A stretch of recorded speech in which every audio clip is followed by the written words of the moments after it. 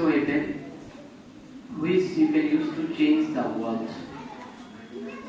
Education is such a weapon which you can use to change the world. অর্থাৎ শিক্ষা হচ্ছে এমন একটি অস্ত্র যেটিকে দিয়ে তুমি পুরো বিশ্বকে বদলে দিতে পারো। তো নিজেকে বদলানো, দেশকে বদলানো, বিশ্বকে বদলানোর যে প্রত্যয়, তার গুরুত্বপূর্ণ স্টেপ হচ্ছে আপনার শিক্ষা।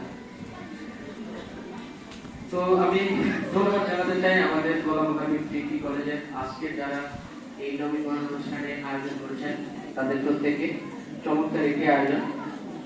আমি আমাদের এসএ সাহেব বলেছেন যে পৃথিবীর শ্রেষ্ঠ জীব আসলে কোনটি?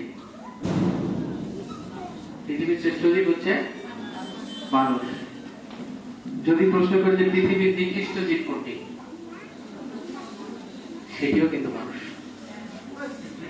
ঠিক আছে, মানে তার মানে কি মানুষের দুই দিকেই কিন্তু যাওয়ার সুযোগ রয়েছে, তাই না?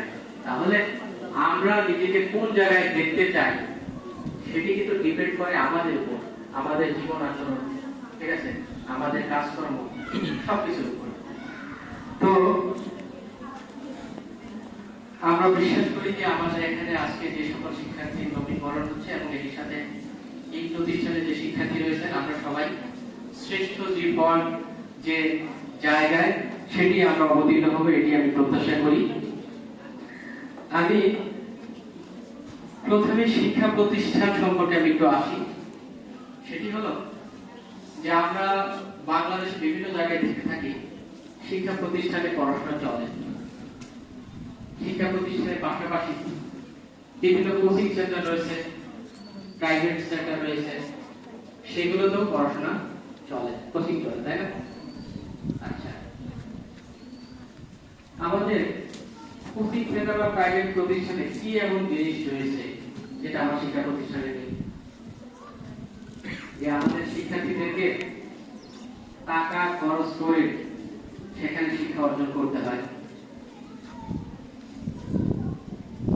কি আছে আপনি বলতে পারবেন?